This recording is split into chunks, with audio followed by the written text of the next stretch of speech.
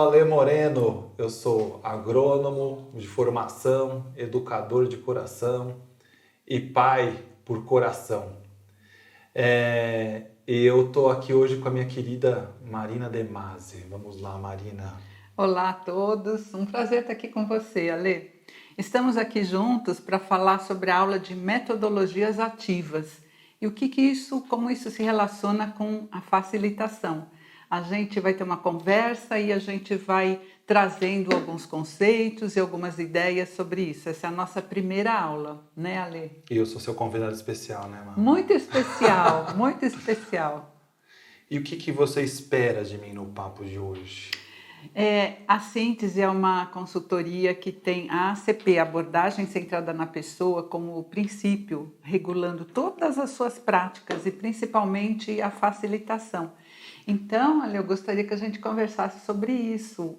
Como é que você enxerga a facilitação, a educação? Como é que é isso?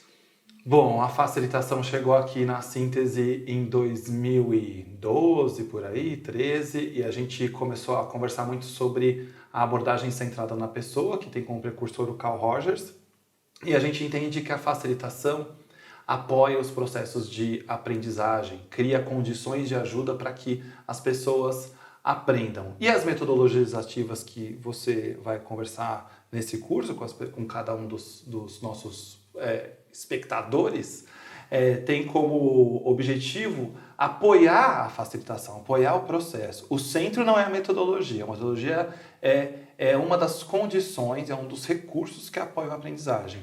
E o papel do facilitador e da facilitadora é ajudar para que isso aconteça. Você pode até pensar, né, a metodologia ativa serviria para qualquer perfil, ou de facilitador, ou de instrutor, ou de professor. Mas eu tenho muita dúvida com relação a isso, porque eu acredito que se o facilitador ele tem uma questão que, se bem trabalhada, é confiar no grupo. E confiar que as metodologias vão dar conta e que o grupo vai dar conta vivendo aquela metodologia. E que ele não precisa ficar colocando o dedo, querendo controlar a todo instante. É por aí? Você também acha que... É muito legal isso que você traz, viu, Ale? Porque esse é o princípio fundamental de uma metodologia ativa. Acreditar no potencial e na capacidade do grupo, das pessoas e do processo cuja metodologia está usando. Então, isso tem a ver com a postura de facilitação, né? Você tem alguns autores que falam sobre esse tema? Então, Ale, eu queria dizer que esse assunto não é novo. Apesar de que agora a gente está vivendo num mundo em que não tem outra saída. Eu não vejo outra saída, eu não vejo mais um professor, um facilitador dando conteúdo. Não existe isso, né? O conteúdo está aí disponível para qualquer pessoa pesquisar, na mão, né? No celular. E as pessoas estão com uma postura diferente, as gerações que estão vindo têm uma postura diferente, e o mundo está muito complexo. Então, esse modelo unidirecional de alguém passando conteúdo não faz mais sentido. Mas metodologias ativas não é um assunto novo. Então, eu queria compartilhar com vocês alguns autores, alguns educadores que já vêm pesquisando e trabalhando com isso. Vamos dar uma olhada? Esse slide está mostrando uma foto do John Dewey. Ele foi um educador americano. Ele criou aí o Learning by Doing, ou seja, o aprender fazendo. Ele foi uma pessoa que postulou muito a importância da prática na educação. Então, ele propunha que as crianças aprendessem química numa aula de cozinha, que as crianças aprendessem biologia no jardim. Então, ele foi uma pessoa muito importante. Ele viveu no século passado, né? Na década de 50, 60, mas ele foi uma pessoa importante que já pensava nisso, que as pessoas, que os alunos, que os aprendizes só aprendem fazendo. Você conhece o John Dewey? O que você acha da abordagem dele ali? E acredito, tem uma frase dele que eu amo, né? Que ele diz que educação não é se preparar para a vida, mas é a própria vida. E acho que é isso que a gente tem conversado, né? Na facilitação, entendendo que... Ou na aprendizagem, né? A aprendizagem não é só um momento. Talvez muitos entendam a aprendizagem como colocar nesse compartimento aula. E não é isso. A gente aprende em qualquer lugar, com qualquer pessoa, por várias perspectivas. E cada um tem o seu ritmo, o seu modo, o seu tempo de aprender. Então, acho que a fala dele conversa muito sobre esse compartilhar e o conectar a vida ao aprendizado naquele momento, naquele instante. E a escola, ela às vezes nos distancia disso. Ela coloca uma aprendizagem, eu coloco química que lá na frente você vai usar. E aí, por isso que perde o significado, que acho que você vai falar um pouco de outros autores que trazem um pouco da visão de aprendizagem mais significativa, né? Dessa visão significativa. Bem interessante. O que você traz, ele me faz lembrar do lifelong learning, que é um conceito que tem se falado muito e que o John Dewey já trazia isso, que ele acabou de falar, a aprendizagem se dá o tempo todo na vida, né? Então, essa frase dele de que a educação não é preparação. Eu aprendo aqui, vou aplicar no lá então. Não, é tudo junto, né? Muito legal. E é interessante, sabe, do lifelong learning, né? Eu tenho a sensação que às vezes gourmetizaram essa história toda. E a gente tá falando do simples. E como é assustador falar do simples. Muitas vezes eu escuto, temos que criar um monte de artifícios e artimanhas para a aprendizagem. É simples, as metodologias são simples. Então, Legal. o jeito de aprender pode ser simples. Simples não é ser simplista, não é ser simplório. É viver o simples. Mas resgatar o simples dá trabalho no processo. Porque talvez eu tenha que me desprender de um monte de coisa. Isso, muito, muito bom. Vamos ver um outro autor. O Malcolm Knowles, ele é tido como o pai da andragogia. Ele fez um curso com um discípulo do Carl Rogers. E aí ele escreveu um livro, ele escreveu vários livros, mas um deles chama-se Aprendizagem de Resultados. Eu sugiro que você leia esse livro, pelo menos o capítulo 13, onde ele diz assim, o título é De Professor a Facilitador. E ele conta como que foi a descoberta desse processo. Então, o Malcolm Knowles, ele defendia de que os adultos aprendem de uma forma diferente. E aí surgiu o conceito da andragogia, postulando de que os adultos precisam fazer relação do conteúdo com a sua prática, com a sua experiência. Ele precisa se interessar pelo conteúdo, tem que fazer sentido. Tem alguns princípios. E aí as pessoas começaram a perceber que realmente a pedagogia, o ensino para criança, onde tem a crença de que não se sabe nada, os alunos não sabem, o professor é que sabe, vai depositar, começou a mudar. Hoje até a gente questiona se realmente as crianças aprendem diferente, né? Tem uma questão neurológica, mas não são folhas de papel em branco, onde o professor vai lá e escreve. Mas o Malcolm Knowles teve essa importância. Então, ele dizia que o aprendiz precisa estar ativamente envolvido na aprendizagem. Se não tiver, ele não vai aprender. Ale, o pai da andragogia, o que a andragogia tem a ver com a facilitação? Eu acredito que conversa diretamente com a facilitação, mas eu acho que uma questão importante é que o facilitador, vou voltar na questão da confiança, ele acredita e cria condições de confiança no grupo, e para mim pode ser criança ou pode ser adulto. Não vejo muita diferença com relação a isso. E outra questão que ele traz nessa frase, né, de que o aprendiz deve ser ativamente envolvido no processo dele, e eu não acho que isso é só na questão do adulto, também acho que é dos pequenininhos, não tem, para mim, distinção de idade, eu não consigo muito encaixar esse modelo assim, de separar a pedagogia da andragogia, eu tenho uma séria dificuldade com essa história aí. Mas o que eu entendo é que se o outro não for considerado no processo que é dele, temos um problema na aprendizagem, porque a questão que está aqui, a palavra aprendizagem, eu acho que ela é invertida com ensinagem. As escolas e talvez muitas consultorias batam na tecla do ensinar. A minha metodologia de ensino vai para cá, o meu ensino vai para cá, a apostila que eu uso vai para cá. E o ensino, para mim, é alguém sabendo e ensinando o outro, quase a educação bancária do Paulo Freire, de colocar no outro. Quando eu penso em aprender e considerar o outro no processo dele, mudou, a perspectiva é horizontal, não é a perspectiva vertical, é horizontal.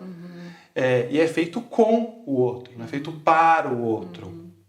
Isso dá trabalho para as empresas. Recentemente eu estava numa conversa com uma empresa e que ela desenvolveu um processo de aprendizagem com um grupo de limpeza, de segurança, e eu perguntei para a moça da RH, você conversou com eles para construir com eles? E ela ficou parada, em silêncio, meio surpresa assim, mas por quê? O RH já pensou na saída. Então, mas eu pensei para. E aí vem uma reclamação, as pessoas não estão engajadas no processo de aprendizagem. Provavelmente não estão engajadas porque não foram convidadas a serem ouvidas e construir com elas. E dá trabalho. De novo, eu tô falando, isso é simples, mas é trabalhoso. Voltando para o simples, é simples, ouvir o outro, mas ouvir de verdade, não é ouvir de mentira. Porque às vezes ouvir de mentira, fala assim, ouvi, mas eu já tenho a aula pronta e vou passar. É muito mais fácil dar aula. Muito mais fácil, eu preparo o conteúdo e entrego. O que a gente, acho que a proposta desse curso aqui de metodologias ativas e que nasce dessa visão da aprendizagem do facilitador é quase dar um passo antes para entender. A metodologia ativa qualquer um usa, mas o que vem antes, que talvez ajude a potencializar a metodologia ativa, porque de fato ela é um convite para estar junto com o outro.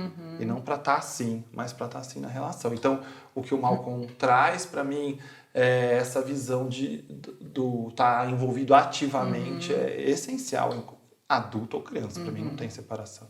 Muito legal, Ale. Eu concordo com esse ponto de vista. Hoje, talvez não tenha mais essa separação entre pedagogia, andragogia, mas na época ele chamou atenção, né? Olha, talvez os adultos aprendam de forma diferente. E na minha visão também, hoje já evoluiu, a gente vê que as crianças também aprendem de um jeito diferente, né?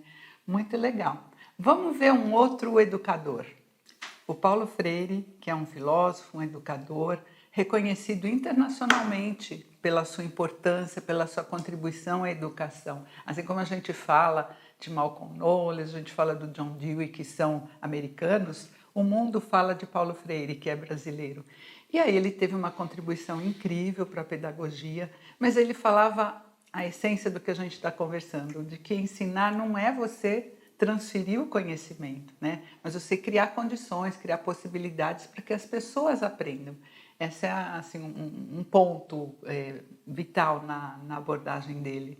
Né, Ale? Paulo Freire, tudo a ver com facilitação? Acho que o Paulo Freire e o Carl Rogers conversam muito, né? O Carl Rogers, que é a grande sustentação aqui da síntese, mas os dois... eu sei que o Rogers citava o Freire, tinha interesse, inclusive, em conhecer a obra do Freire, o Freire especificamente, não a obra dele, também, né? E o Freire teve uma rusga com o Rogers no sentido dele ser americano, essa história toda, o capital. Foi uma pena, mas tudo bem. Mas, de qualquer forma, eles falam de coisas muito parecidas e de novo, para mim, o Paulo Freire é mal compreendido porque a gente tá buscando um método, um passo a passo. E o Freire não fala de método. Ele fala, assim como o Rogers, ele fala de uma postura, do escutar, do considerar, de construir educação a partir da realidade do outro. Quando eu disse o exemplo passado dessa empresa de segurança e limpeza, era assim, qual o vocabulário dito para as pessoas que trabalham nesse lugar? Porque se eu ouvir e reconhecer o vocabulário, não o vocabulário, mas também as pessoas que estão nesse lugar. Por exemplo, eu encontro uma pessoa na portaria e essa pessoa, por alguma razão, é bastante eloquente, consegue se comunicar de um jeito interessante, por que ele não ser o facilitador do grupo? É mudar a ordem. E aí, considerando ele, entendendo e construindo, porque se os colegas dele escutam o rapaz da portaria ou a mulher da portaria falando sobre um conteúdo que é necessário para aquele lugar, mas a partir da realidade daquele lugar, talvez mude completamente a relação de aprendizagem. Então, como o Freire fala aí, a produção do conhecimento e da construção está ali também no grupo. Eu posso construir com. Outra questão que vem na minha cabeça aqui quando eu penso no Freire é, de novo, a história de pensar na educação horizontal. Então, sai de cena o especialista. Eu acho que a gente fica nessa luta assim, de toda hora querer um especialista. O especialista na empresa do outro. É muito doido. E aí eu chego na empresa do outro para dizer o que o outro precisa, mas sem considerar o outro. Inclusive, a síntese trabalha com isso, um processo de educação dentro das empresas. Mas considerando o outro no processo que é deles. Não como alguém que tem uma pílula mágica para salvar o outro, né? Então, acho que esse é um convite também quando eu escuto o Freire. E não tem como a gente pensar em educação no Brasil sem a gente olhar para o Paulo Freire. Para mim é a maior referência aqui dentro. Eu, particularmente, aprendi muito com o Freire quando fui trabalhar, e tem no nosso livro, o Sobrecer, o capítulo que eu falo o que a roça me ensinou sobre educação. que é basicamente sentir o Paulo Freire na alma, assim, né? De como aprender e construir aprendizagem com analfabetos, que é quase a experiência do Freire em Angicos, que é lindo, né? Muito legal, Ale, muito legal que a gente tenha uma pessoa que tenha tido essa contribuição, né? Vamos ver uma outra contribuição. Esse é o Carl Rogers, que a gente já citou aqui, um psicólogo norte-americano, criador da abordagem centrada na pessoa. Ele teve uma importância ímpar porque ele inovou na época dele, onde a gente tinha a psicanálise e o behaviorismo como as correntes principais. E aí ele foi, a partir da prática dele, colocando alguns pontos. Então ele trabalhou muito em psicologia clínica, mas ele também trabalhou com educação. Ele fala sobre educação do ponto de vista de Carl Rogers, daqui a pouco ele vai falar. Mas o Carl Rogers dizia simplesmente isso que a gente está falando até agora. Não tem como você ensinar outra pessoa, porque você pode criar condições para facilitar o aprendizado dela. Né, Ale? Nosso querido Carl Rogers. Eu acho que o Carl Rogers é o grande mentor aqui da síntese. Eu, obviamente, não vou desconsiderar nenhum dos outros, inclusive Paulo Freire, não tem como, né? Mas o Rogers, ele trabalha com a abordagem centrada na pessoa, inclusive é um tema do Núcleo Educa, eu tenho lá um curso específico sobre a ACP, mas nesse caso a gente está falando do papel do facilitador, ou da facilitadora, que é criar essas condições de ajuda e de apoio para que o outro aprenda. E aí sai desse lugar, atrás do púlpito, né? Sai de trás do púlpito. Outro dia eu fui numa faculdade, tinha um púlpito lá, eu fiquei assustado, sabe?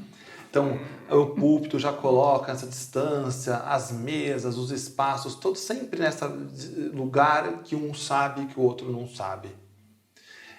Sempre achando que o outro é a parte vazia do copo e que eu vou preencher do outro, achando aquilo que eu imagino.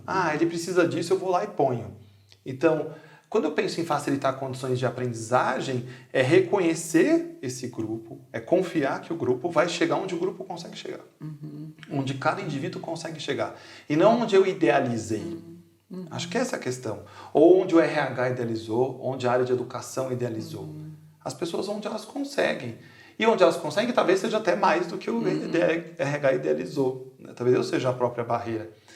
E outra coisa que eu queria fazer uma ponte, pensando nas demandas que às vezes surgem, é coisas do tipo, garanta que nivele o conhecimento das pessoas. Não tem como garantir nivelar conhecimento, porque todo mundo larga de um ponto diferente. Não tem mais ou menos, porque isso tudo é julgamento, né, Mar? Saber que o outro sabe mais, outro menos, o que é pouco, o que é muito, o que é bom, o que é ruim, é julgar. Então, nessa perspectiva, imagina que cada um de vocês estão vendo esse filme, quanto vocês já se surpreenderam quando vocês se permitiram a aprender com alguém que talvez você não imaginasse que fosse aprender. Acho que esse é o convite. Pensa, para e reflete numa história. Fala, nossa, é verdade. E, de novo, provavelmente foi num momento simples. Aprender pode ser embaixo de um pé de manga, como diz o Tião Rocha. Aprender pode ser de várias formas. E aí o facilitador, ele facilita a condição para isso acontecer. Ele não controla o grupo, vai lá e faz agora falar quem tá quieto, sabe essas coisas que acontecem, né, Mar? A gente vive isso na pele, né? Quem tá quieto. E você que não falou nada aí? Fala aí. Então, esse tipo de coisa, não, porque o silêncio também tem aprendizado. E outra coisa, eu talvez não esteja realmente conectado àquela conversa, estou viajando por qualquer razão. E tá tudo bem. O Ale é agrônomo de formação, como ele já disse, e aí ele tem muito exemplo de roça, da agricultura. E um exemplo que eu sempre peço para ele contar é assim, quando você planta, conta aí, Ale, sobre o ciclo de crescimento, germinação de uma semente. E que se eu acho que vale a pena, é legal contar essa história. Quando a gente coloca, como agrônomo, acho que as pessoas às vezes me perguntam, você faria agronomia de novo? Sim, faria. É meio doido isso, mas eu faria porque a agronomia me ensinou muitas coisas. Entre as coisas que aprendi na agronomia foi talvez reconhecer e perceber os ciclos, o tempo, os tempos, o ritmo das coisas. E cada um tem o seu ritmo, o seu tempo, o seu modo de viver, na natureza, etc. Mas quando você planta uma semente, não importa de qual planta, pensando na facilitação, você não é a semente. Você cria condições em torno dessa semente de clima, de solo, de nutrição, de oxigenação, de microbiologia do solo, para que essa semente vire a planta que ela vai virar, né? E atinja o melhor potencial que ela possa atingir dentro das questões genéticas dessa planta.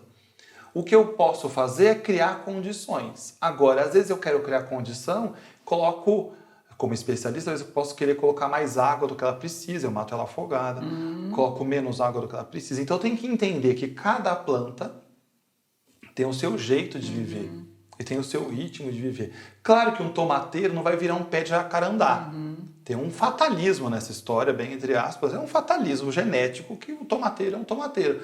Agora, eu posso fazer com que o tomateiro seja o melhor tomateiro possível dentro do que ele decidiu ser o melhor tomateiro. Então, eu vou facilitar condições de ajuda. Se eu quiser virar o tomateiro, ficar no exemplo do tomate, e abrir o tomate, abrir a semente, puxar aquele brotinho e puxar ele do meu jeito, do meu modo, há um risco muito grande de eu matar o tomateiro. Matou. Porque eu quis ser ele. Então, numa relação de ajuda, eu não sou o outro. Eu não sou outro. Essa é uma outra maluquice, né? Achar que eu sou o outro na relação. Eu não sou outro, mas eu facilito condições, e aí as metodologias podem ser esse campo fértil para que a semente germine e cresça dentro daquilo que ela definiu. E num ambiente de aprendizagem, qualquer ambiente de aprendizagem, é a mesma coisa. Então, como eu encontro condições férteis para eu aprender? Eu tenho contato a livro, eu tenho contato a filme. Como é a minha família? Eles me estimulam a pensar, a refletir, a construir meu pensamento, minha curiosidade é respeitada? Isso é condição de ajuda facilitadora. Um pai, uma mãe, um tio, uma tia podem ser facilitadores da aprendizagem de uma criança ou de um adulto também. Então, talvez vocês tenham memórias afetivas aí com o vô, com a avó, que faziam perguntas, contavam histórias. Como eu aprendi. E a gente às vezes não reconheceu isso como aprendizado. E ele foi um baita facilitador, ou uma facilitadora. Ah, minha avó fazendo pão. Eu aprendi a fermentação. Eu aprendi a tempo da bolinha subindo. Tá pronto. E por que a bolinha subiu? Então tem tanta coisa. De novo, falando do simples. Isso, mas uma empresa no corporativo cabe? Por que não? Por que não? Então acho que o Rogers, o Freire, todos os autores falam desse resgate à essência humana, desse considerar o outro, dessa criação de um ambiente fértil para que o outro germine. Todos os tomateiros serão iguais? Não. A não ser que seja um campo de clone. No humano não existe isso. Ainda não. Então, agora eu vou criar condições para que cada um apresente, eu tenho o seu melhor potencial. E talvez algum dia um vai rolar naquele dia, mesmo com melhor condição, porque eu ali não estou legal para aprender. Imagina se isso é um dia de prova, né, Marina? Que eu não estou bom. Eu aprendi, estudei, ralei, cheguei lá e não estou num bom dia. E essa pessoa é punida porque aquele dia ela não estava bem. Não tinha a ver com a condição externa, tinha a ver com ela. E aí é rotulada, né? E é rotulada com um X vermelho pelo professor. Então, aprender é um processo tão bonito. E é vivo. E é vivo, é fluido, é orgânico. É igual o solo mesmo. Tem um momento no solo que é a história de descansar a terra, né? E a gente, acho que vale a pena aprender. Muitas vezes a gente já conversou sobre isso. Então, eu planto, uma hora tem que descansar, não planta nada. Não está acontecendo nada no solo, está acontecendo coisa para burro no solo. Tem uma atividade microbiológica, química, física rolando ali para que esse solo se recupere e avance, eu coloque novas sementes. E isso é um momento como esse, quando vocês estão aprendendo aqui com a gente, talvez seja a hora de olhar para o solo, descansa, escuta, aprende, ressignifica e avança. É legal, por isso que a gente tem aulas pequenas, porque você vai no seu ritmo e aí você às vezes para, reflete, às vezes você volta. E é linda essa imagem, né? Essa analogia que ele faz com a natureza. A Maria Montessori, que foi uma educadora também italiana, ela falava isso, ela falava, eu não vou fazer um pé de alface crescer mais depressa se eu puxar ele, e eu mato, né? Então, essa ideia, a gente, é muito bom estar com essa ideia, porque às vezes a gente quer, como a Ale falou, nivelar. Puxa, a gente quer que o tomateiro vire jacarandá, vire cerejeira. Não vai virar, mas ele pode ser o melhor tomateiro. mas sem você puxar. Porque às vezes eu já ouvi muito isso, o facilitador falando, eu tenho que puxar aquele grupo lá. Eu fico meio assustada, porque me vem essa ideia, essa imagem de puxar, você vai matar. E uma coisa importante não é omissão. É importante fazer isso. A gente não está falando de ser, então eu sou omisso, estou vendo o grupo lá, não estou fazendo nada. Não, eu estou criando condições facilitadoras. Que nutriente vai aqui? Que água que vai? Mas ouvindo, eu não estou falando nutriente que eu acho que eles precisam, mas a partir daquela necessidade expressa por eles. Eu não sou o facilitador, não é ausente no processo. Ele não é assim, joga aí e vê o que dá. O produtor rural não faz isso, ele está todo dia olhando o solo. Tira a temperatura, vai lá, tira a amostra do solo para ajudar a planta a ir. Mas tem planta que morre no caminho? Tem planta que morre, porque às vezes cai uma chuva de pedra. E a chuva de pedra pode ser tanta coisa tóxica que acontece, né? E que está fora do controle. E sabe uma coisa bem interessante que você falou? Que todo mundo pode ser facilitador ou educador, porque eu vejo muitos pais, principalmente, falando assim, não, é a escola, é o professor. Não é, cada um é um facilitador e é um professor no dia a dia, com seus filhos, com seus parentes, com seu time, sua equipe. Não é, Ale? Você trouxe esse ponto que é importante você saber que você tem esse papel. Mas eu acho que esse é um tema para a próxima aula. Já. Legal. Bom, se você gostou dessa conversa e quer saber o que vem depois disso, o meu convite é você entrar no Núcleo Síntese. Eu vou deixar o descritivo aqui no YouTube para você ir lá no nosso espaço chamado Núcleo Educa e conhecer todos os cursos que o Núcleo Educa oferece, mas esse de metodologias ativas está completo lá. É uma viagem maravilhosa sobre aprendizagem, educação e todas as possibilidades que apoiam o processo de facilitação. Vamos lá?